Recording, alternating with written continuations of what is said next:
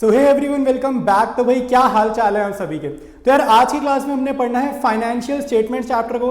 इस चैप्टर को यार बहुत बच्चे फाइनल अकाउंट्स भी बोलते हैं। तो इसमें हमें मेनली क्या समझना है, trading account, profit and loss account और बैलेंस शीट। ठीक है, तो बहुत ही ईजी चैप्टर है। इसके साथ साथ मैं कॉन्सेप्ट वीडियोस भी बना रहा हूँ, तो यार उनको जरूर समझना है, उनको आपने जरूर देखना है। प्लेलिस्ट में आपको मिल जाएंगे कॉन्सेप्ट नेम से, ठीक है, उसके थंबनेल वगैरह पे कॉन्सेप्ट लिखा होगा, तो वो वीडियोस आपने जरूर देखने हैं। तो एक इन्फॉर्मेशन हमारी ये हो गई। दूसरी इंपॉर्टेंट इन्फॉर्मेशन मुझे आपके साथ ये शेयर करनी है कि मैंने यार अभी व्हाट्सएप चैनल स्टार्ट करा है। तो जो भी बच्चे मेरे साथ ज़्यादा कनेक्टेड रहना चाहते हैं, ठीक है, जो भी चैनल रिलेटेड अपडेट होगी वो सारी की सारी मैं व्हाट्सएप चैनल पर डालूंगा। ठीक है, और मान लो मुझे कोई सजेशन लेनी है, आप लोगों से कोई सजेशन लेनी है, तो वो भी मैं व्हाट्सएप चैनल पर ही लूंगा। तो जल्दी जल्दी जाकर यार व्हाट्सएप चैनल आप लोग ज्वाइन कर लो, और लिंक मैं उसका शेयर करने वाला हूँ पिंड कमेंट में भी और साथ साथ डिस्क्रिप्शन में भी। तो बिना टाइम वेस्ट करते हुए स्टार्ट करते हैं हम लोग आज की क्लास को। ऑलराइट, तो स्टार्ट करेंगे भाई हम लोग अपना next question. Again long question कर रहे हैं, और इस क्वेश्चन में जो सबसे डिफरेंट चीज़ है जिस वजह से हो सकता है आपने वीडियो खोलो, वो है जीएसटी वाला पोर्शन। ठीक है, बाकी सारी चीज़ें नॉर्मल चलने वाली हैं। याद रखना, जीएसटी चैप्टर में भी बताई थी ये सारी बातें। इनपुट जब भी लिखा हो इसका नेचर होता है एसेट का, ठीक है। आउटपुट जब भी लिखा हो इसका नेचर होता है लायबिलिटी का, ठीक है। तो ये आपको बस याद रखना है इस चैप्टर के लिए। जीएसटी चैप्टर वरना पढ़ सकते हो डिटेल में अगर जानना चाहते हो, अदरवाइज शॉर्ट में फाइनेंशियल स्टेटमेंट चैप्टर में गुजारा करने लायक जो इन्फॉर्मेशन चाहिए वो सिर्फ ये चाहिए कि भाई ये एसेट होता है इनपुट वाला, और आउटपुट वाला लायबिलिटी नेचर का होता है। ठीक है, बाद में इनको बैलेंस शीट में भेजेंगे और देखेंगे इनका क्या ट्रीटमेंट हमें करना है। तो अभी देखो, आपको एक एक करके सारी आइटम्स में बता देता हूँ कहाँ कौन सी आइटम जाने वाली है, तो ये चीज समझ लेते हैं। प्रोप्राइटर्स कैपिटल से घबराना नहीं भाई, प्रोप्राइटर मतलब होता है ओनर। तो खाली कैपिटल लिखा हो, खाली कैपिटल लिखा हो, या प्रोप्राइटर कैपिटल लिखा हो, या ओनर्स कैपिटल लिखा हो, एक ही बात है। ठीक है, ये बैलेंस शीट में जाएगा। वेजेस आपको पता है ट्रेडिंग में जाता है, sundry debtors balance sheet, bank loan liability होता है balance sheet, purchases trading, commission receive income है P&L अकाउंट में क्रेडिट में जाएगा। खाली रेंट लिखा हो खर्चा मानते हैं P&L, travelling expense P&L, cash balance sheet, ठीक है, एसेट है। रिपेयर्स खर्चा है P&L में जाएगा, फर्नीचर एसेट है बैलेंस शीट में जाएगी। प्रोप्राइटर्स ड्राइंग्स लिखे या खाली ड्राइंग्स लिखे एक ही बात है, बैलेंस शीट में माइनस करेंगे कैपिटल में से। Plant and machinery balance sheet, salaries हमारी जाएगी P&L खर्चा है, ठीक है, एम्प्लॉयज वगैरह को पैसे देते हैं ना महीने महीने मंथली, तो वो salary. Sundry creditors liability balance sheet. Return inwards का मतलब होता है सेल्स रिटर्न, तो सेल्स रिटर्न आपको मालूम होगा ट्रेडिंग अकाउंट में जाता है, माइनस होता है सेल्स में से, तो ये नीचे सेल्स लिखी ट्रेडिंग अकाउंट। डिस्काउंट अलाउड खर्चा है P&L। Stock on 1 April opening stock है ये, ठीक है, ये क्या है ओपनिंग स्टॉक, कहाँ जाएगा ट्रेडिंग। इंश्योरेंस खर्चा है P&L। बैंक डेबिट बैलेंस, ठीक है, डेबिट बैलेंस का मीनिंग होता है एसेट नेचर। कंफ्यूज करने के लिए लिख रहे हैं डेबिट बैलेंस कि आप कंफ्यूज हो जाओ, नॉर्मल आपको भेजना है इसको बैलेंस शीट। डेबिट बैलेंस मतलब एसेट, ठीक है, ये एसेट है। अगर क्रेडिट बैलेंस आ गया, अब माइंड में आ सकता है कि भाई अगर क्रेडिट बैलेंस आ गया तो आप लोग क्या करोगे। याद रखना, अगर क्रेडिट बैलेंस आ गया तो लायबिलिटी साइड पे लिख देना वही same item, bank credit balance जो भी आएगा, लायबिलिटी साइड के नीचे आप लिख देना बैंक ओवरड्राफ्ट, ठीक है, बैंक ओवरड्राफ्ट। अगर क्रेडिट बैलेंस यहाँ पर आ गया, जो भी आ गया तो ठीक है। हमने ये BRS चैप्टर में पढ़ा होगा बैंक रिकंसिलिएशन स्टेटमेंट में कि बैंक का क्रेडिट बैलेंस का मतलब होता है बैंक ओवरड्राफ्ट, और वो जाता है लायबिलिटी साइड में। ठीक है, बस ये सिंपल सी चीज थी। तो एक नई चीज है आप लोगों के लिए, तो ये ध्यान रखना। बट हमारा नॉर्मल वाला ही क्वेश्चन आया है। बैड डेट्स खर्चा या नुकसान है P&L अकाउंट में जाएगा। और इनपुट आउटपुट मैंने डिस्कस कर लिया। लास्ट लाइन में आपको एडजस्टमेंट की फॉर्म में क्लोजिंग स्टॉक गिवन होता है, ये क्लोजिंग स्टॉक है, दो जगह जाएगा, ट्रेडिंग में भी जाएगा और बैलेंस शीट में भी ये जाएगा। तो सारी आइटम्स मैंने आपके साथ डिस्कस कर लिए। अब स्टार्ट करेंगे सोल्यूशन। ऑलराइट, तो सबसे पहले यार फॉर्मेट वगैरह बना लेना, हेडिंग ठीक से लिखना। फॉर द ईयर एंडेड बच्चे नहीं लिखते हैं, इसके नंबर कटते हैं, जरूर लिखना। सबसे पहले यहाँ पर मैं लिख रहा हूँ ओपनिंग स्टॉक, ठीक है, जो ऑर्डर में आपको लिखना है उसी ऑर्डर में लिखेंगे। तो ओपनिंग स्टॉक जरा चेक करते हैं हमें क्वेश्चन में कितना गिवन है, ठीक है। तो ओपनिंग स्टॉक ढूंढना पड़ेगा, आसानी से मिल नहीं रहा। तो मिल गया ओपनिंग स्टॉक, ये है 89,680, ठीक है। इसके बाद हमें परचेजेस चाहिए होती हैं, ठीक है, और परचेजेस रिटर्न। तो परचेजेस मुझे दिख रही है और परचेजेस रिटर्न भी आई थिंक क्वेश्चन में गिवन है। तो परचेजेस देख लिए मैंने, ठीक है, रिटर्न मुझे नहीं दिख रहा है। तो परचेजेस का वैल्यू यहाँ पर लिख देते हैं 2 लाख, ठीक है, 56,590। बहुत ही कॉम्प्लिकेटेड सा वैल्यू है। इधर यहाँ पर क्रेडिट में हम लिखते हैं सेल्स, और सेल्स के साथ सेल्स रिटर्न भी हमारे को गिवन है, तो सेल्स का वैल्यू लिखेंगे, इसका भी अजीब सा वैल्यू है, ठीक है, थोड़ा सा 3,56,430, ठीक है, थोड़े कॉम्प्लिकेटेड वैल्यूज गिवन है। और रिटर्न इनवर्ड्स आपको गिवन है 2780, रिटर्न इनवर्ड्स ही आपका सेल्स रिटर्न होता है, तो इसको हमें सब्ट्रैक्ट करना है।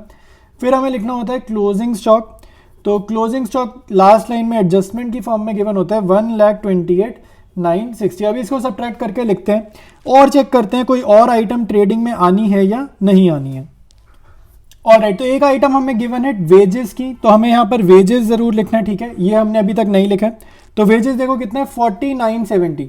तो यार अब एक तो आप देख रहे हो इस क्वेश्चन में ना कैलकुलेशन में मेहनत लग रही है कि करनी पड़ेगी, तो इसमें से सेल्स रिटर्न को आप लोग सब्ट्रैक्ट करोगे, ठीक है, तो ये आपका आएगा 3,53,650 रुपीज़। तो क्रेडिट साइड का टोटल ज़्यादा लग रही है, 3 लाख और 1 लाख 4 लाख समथिंग बन सकता है, और ये छोटी आइटम्स हैं, तो मैं अंदाजे से ही कर रहा हूँ कि क्रेडिट साइड का टोटल ज़्यादा होगा। तो क्रेडिट साइड का आप टोटल यहाँ पर लिख लो, ठीक है, तो ये जो हमारा टोटल आएगा ये आएगा 4,82,610।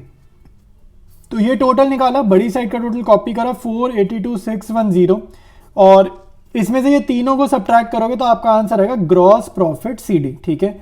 तो बस कैलकुलेशन का थोड़ा सा काम है, ठीक है। तो ये हमारी बैलेंसिंग फिगर, और ये मैं आपको बता देता हूँ एक्सपेंसेस का टोटल कितना आएगा। 482,610 में से आपको सब्ट्रैक्ट करना है इन तीनों को, और इन तीनों का जो टोटल आएगा ना, इन तीनों का वो आएगा 387,240, ठीक है। तो इन तीनों का टोटल ये आएगा, तो इसमें से 4 लाख वाली ये वाली आइटम में से इसको माइनस करने इन तीनों का टोटल है, और आपका आ जाएगा ग्रॉस प्रॉफिट, ठीक है। तो हमारा जो ग्रॉस प्रॉफिट आ रहा है वो आ रहा है 95,370। तो कैलकुलेशन थोड़ी मेहनत वाली है इस क्वेश्चन में, बाकी कुछ भी मुश्किल नहीं है। तो ये ट्रेडिंग अकाउंट बन गया। ग्रॉस प्रॉफिट के आंसर को साइड चेंज कराओ, तो ये बनेगा बाय ग्रॉस प्रॉफिट BD, और ये हमारा P&L अकाउंट स्टार्ट हो गया। तो यहाँ पर लिखो BD और अमाउंट कॉपी करो 95,370। अब हम लोग प्रिपेयर करते हैं P&L अकाउंट, ठीक है। तो P&L के लिए सबसे पहले मुझे कमीशन रिसीव्ड दिख रहा है, वो इनकम है। कमीशन रिसीव्ड, रिसीव्ड मतलब फायदा है। इनकम को हमेशा क्रेडिट में लिखते हैं, खर्चों को हमेशा डेबिट में लिखते हैं 2 करके, इनकम को लिखते हैं क्रेडिट में बाय करके, ठीक है। तो यहाँ पे अमाउंट का लिख दो 5640। उसके बाद आप देखो आपको रेंट गिवन है, तो यहाँ पर हमें रेंट गिवन है 5620। बहुत ध्यान से अमाउंट्स लिखना है यार, अमाउंट्स काफ़ी मिलती जुलती है और कॉम्प्लिकेटेड है, ठीक है। जीरो वाले नंबर नहीं कि 5,000 4,000 3,000 ऐसे नहीं दिया, इन्होंने घुमा दिया क्वेश्चन। तो अमाउंट्स बहुत ध्यान से लिखेंगे। फिर है ट्रैवलिंग एक्सपेंसेस, ठीक है, ये हमारे को गिवन है 1880, ठीक है। उसके बाद आपको गिवन है रिपेयर्स, ठीक है, तो रिपेयर्स लिखो इसके बाद। तो रिपेयर्स का जो अमाउंट है वो है 3370, ठीक है। उसके बाद हमारे पास P&L में जा रही हैं सैलरीज, फिर लिखो सैलरीज, ठीक है। तो सैलरीज कितनी हमारे को गिवन है 11,000। ये थोड़ी सीधी सादी अमाउंट दिखी है पूरे क्वेश्चन में, बाकी सारी ही इन्होंने कॉम्प्लिकेटेड नंबर्स दिए थे, ठीक है। तो सैलरीज के बाद गिवन है डिस्काउंट अलाउड, तो डिस्काउंट अलाउड भी लिख लेते हैं, ठीक है। तो ये कितना है 5870, ठीक है। उसके बाद P&L में इंश्योरेंस, इंश्योरेंस देखते हैं कितना है, तो इंश्योरेंस है 400, ये भी कॉपी पेस्ट करा। फिर हमारे पास है बैड डेट्स, ठीक है, तो बैड डेट्स लिखेंगे। तो बैड डेट्स मेरे को गिवन है 3620, ठीक है। तो ये सारी आइटम्स देंगे P&L में। एक बार ही वेरीफाई कर लेता हूं मैं कहीं कुछ स्किप तो नहीं हो गया। अगर कुछ स्किप नहीं हुआ तो टोटल करते हैं और नेट प्रॉफिट या नेट लॉस कैलकुलेट करेंगे। ऑलराइट, तो कोई आइटम मिस नहीं किया हमने। क्रेडिट साइड का टोटल करेंगे, बहुत ध्यान से करना है यार, मैं आपको सही बता रहा हूँ, इसमें बहुत बच्चे गलतियां करने वाले, मुझे पहली वाइब आ गई है इसकी कैलकुलेशन देख के। तो इन दोनों को आप ऐड करोगे आएगा 1,01,010 रुपीज़। तो देखो 101010, ये रीड कर लो क्या लिखा है 1,01,010 रुपीज़। तो बड़ी साइड का टोटल किया कॉपी इधर छोटी वाली साइड, तो ये कॉपी पेस्ट किया। इसमें से इन सारी आइटम्स को सब्ट्रैक्ट करोगे तो आपका आंसर आएगा नेट प्रॉफिट। और यहाँ पर आप क्या लिखोगे to net profit transfer to capital account, क्योंकि इसके बाद बैलेंस शीट बनानी है तो वहाँ पर हमें इसको भेजना है। और ये क्या है हमारी बैलेंसिंग फिगर, ये हमारा आंसर है। तो 1,01,010 रुपीज़ में से सारी आइटम सब्ट्रैक्ट करो, ये आपका आएगा 31,760, 31,760 आएगा इसका टोटल। तो इसमें से 1,01,010 रुपीज़ में से माइनस करेंगे 31,760, तो हमारा नेट प्रॉफिट आएगा 69,250 रुपीज़, ठीक है। तो ये आपका आ जाएगा नेट प्रॉफिट, ठीक है। तो थोड़ा सा कॉम्प्लिकेटेड आ गया, ठीक है, ध्यान रखना कैलकुलेशन वगैरह की। तो P&L अकाउंट आपका रेडी है, इसके बाद हमने बनानी है बैलेंस शीट। ऑलराइट, तो बैलेंस शीट बनाएंगे, सबसे पहले हम आइटम्स देखेंगे, ठीक है। तो मुझे प्रोप्राइटर्स कैपिटल गिवन है, मैं यहाँ पे खाली कैपिटल लिख रहा हूँ, प्रोप्राइटर वर्ड लिखने की जरूरत नहीं है, तो ये मैंने लिखा 1,19,400 जो मुझे गिवन है। इसके बाद आपको पता होगा इसमें हमने इतने सारे क्वेश्चन किए, नेट प्रॉफिट ऐड करते हैं और ड्रॉइंग्स को सबट्रैक्ट करते हैं, ठीक है। तो नेट प्रॉफिट मेरे को कितना गिवन है, 69,250 रुपीज। तो नेट प्रॉफिट मैंने ऐड करा और सबट्रैक्ट करूंगा ड्राइंग्स, मेरे को ड्राइंग्स देखो क्वेश्चन में गिवन है 10,550 रुपीज। तो इन तीनों का जो नेट इफेक्ट आएगा वो आएगा 1,78,100 रुपीज, ठीक है। याद रखना तीनों का नेट इफेक्ट आपको बाहर लिखना है और ये तीनों इंटरनली लिखने, अमाउंट के कॉलम में नहीं लिखा, ये तीनों अमाउंट के कॉलम में तीनों का आंसर लिखा है, ठीक है। इसके बाद नेक्स्ट आइटम मेरे को जो क्वेश्चन में दिख रही है वो दिख रही है सन्ड्री डेटर्स, तो ये कॉपी पेस्ट करेंगे 71,500। उसके बाद दिख रहा है bank loan, bank loan liability है तो इधर साइड चेंज कर देंगे, तो ये मुझे गिवन है 20,000 का, तो ये यहाँ पर लिख दिया। उसके बाद मुझे दिख रहा है क्वेश्चन में कैश, ठीक है, तो कैश यहाँ पर लिखेंगे। अब कैश है 530 रुपीज़ खाली फर्म के पास। उसके बाद फर्नीचर दिख रहा है, ठीक है, जिस ऑर्डर में क्वेश्चन में आइटम्स लिखे हैं ना उसी ऑर्डर में यहाँ बैलेंस शीट बना रहा हूँ।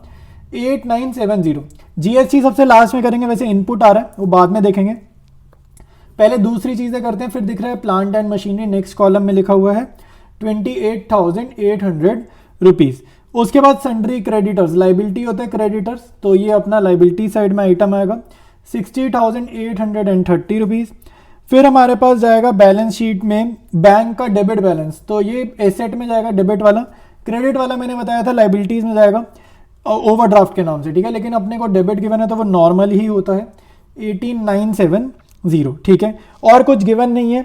इसके बाद आपको जीएसटी गिवन है। याद रखना एक चीज मैं आप लोगों को छोटी सी समझा देता हूँ, कभी भी जीएसटी हो ना तो ये सेट ऑफ करती ना मैंने आप लोगों को सिखाई है जीएसटी चैप्टर में, ठीक है, जीएसटी चैप्टर में सेट ऑफ करनी सिखाई थी लास्ट 2 क्वेश्चंस में, ठीक है, आखिरी के 2 क्वेश्चंस होते हैं इनपुट आउटपुट को सेट ऑफ करने वाले। याद रखना इनपुट और आउटपुट एक दूसरे से लड़ाई करेंगे, अभी हम इनकी लड़ाई करेंगे, और लड़ाई कैसे करानी होती है, जिसका अमाउंट ज्यादा है, जिसका बैलेंस ज्यादा है वो विनर होगा, ठीक है। तो याद रखना इनपुट सीजीएसटी को आपको किससे सेट ऑफ करना है, आउटपुट सीजीएसटी से, ठीक है, जिसका ज्यादा बैलेंस होगा उसको आपने लिखना है इनका डिफरेंस, बेसिकली हमें निकालना है इनका डिफरेंस, ठीक है। सिमिलरली इनपुट एसजीएसटी को किससे लड़ाओगे, आउटपुट एसजीएसटी से, ठीक है, सीजीएसटी को सीजीएसटी से करना है, एसजीएसटी को एसजीएसटी से कराना है, ठीक है। अब आपको एक चीज याद रखनी है, अगर इनपुट का बैलेंस ज्यादा आया, इनपुट का बैलेंस ज्यादा आया तो एसेट होता है, यहां लिख देना एसेट में। अगर आउटपुट का बैलेंस ज्यादा आ गया तो क्या लिखोगे, लाइबिलिटीज में लिखोगे। अब आपको क्वेश्चन में देखो बैलेंस क्या गिवन है, इनपुट सीजीएसटी गिवन है 5100 और आउटपुट सीजीएसटी आपको गिवन है 4500, ठीक है, ये गिवन है 4500 और इनपुट सीजीएसटी गिवन है 5100। अगर हम इन दोनों को एक दूसरे से लड़ाई कराएं, मतलब सेट ऑफ कराएं, तो इनपुट का बैलेंस ज्यादा है ना, ये 5,000 रुपए से ऊपर है, ये 4,000 के आसपास है, तो इनपुट सीजीएसटी में से आउटपुट सीजीएसटी को माइनस करो तो ये डिफरेंस आ रहा है 600 का, और ये आपका कहां जाएगा, ये आपका जाएगा एसेट में जाएगा, क्योंकि इनपुट का बैलेंस ज्यादा है, ठीक है। सेम बैलेंसेस आपको आउटपुट के गिवन है, ये 5100 है और ये 4500 है, ठीक है। तो ये जस्ट आपको आउटपुट इनपुट आउटपुट का डिफरेंस लेना है।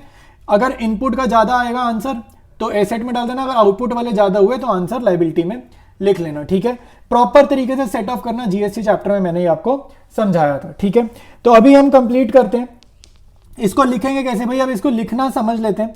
तो यहां पर लिखो इनपुट सीजीएसटी, ठीक है, इनपुट सीजीएसटी मेरे पे है 5100, इसमें से माइनस करेंगे हम आउटपुट सीजीएसटी, ठीक है, इसमें से माइनस करेंगे आउटपुट सीजीएसटी और वो है 4500, तो हमने माइनस किया, बाहर लिख देना 600। सिमिलरली यहां पर लिख दो इनपुट एसजीएसटी, ठीक है, इनपुट एसजीएसटी और ये है हमारे पास 5100, इसमें से माइनस करेंगे हम आउटपुट एसजीएसटी, ठीक है, तो वो कितना था 4500। तो इनपुट का बैलेंस क्योंकि ज्यादा है तो इसीलिए हम एसेट साइड पे लिख रहे हैं। यही अगर हमारा क्वेश्चन में आउटपुट का बैलेंस ज्यादा होता तो हमारा अमाउंट आता लाइबिलिटी साइड में, ठीक है। तो बस ये काम आपको करना है, इसके बाद जस्ट आपने कुछ नहीं करना, टोटलिंग वगैरह कर दो, ठीक है। तो टोटल कर देते हैं और एक बार वेरीफाई करते हैं कोई आइटम रह तो नहीं गई, अगर कुछ नहीं रहता तो हम टोटल वगैरह कर देंगे। ऑलराइट, तो सारी आइटम्स लिख ली, सिर्फ एक चीज भूले थे हम लोग और वो क्या थी, क्लोजिंग स्टॉक। तो क्लोजिंग स्टॉक आपको याद होना चाहिए, ट्रेडिंग और बैलेंस शीट 2 जगह जाते हैं। क्लोजिंग स्टॉक आप यहाँ पर लिख लेंगे 1,28,960। अब हमारी बैलेंस शीट कंप्लीट है। लाइबिलिटी साइड का टोटल करो चाहे एसेट्स का करो, दोनों का सेम आने वाला है। तो कोई भी साइड कर लो, आपका टोटल आएगा 2,58,930 और सेम टोटल आपका दूसरी साइड आएगा 2,58,930।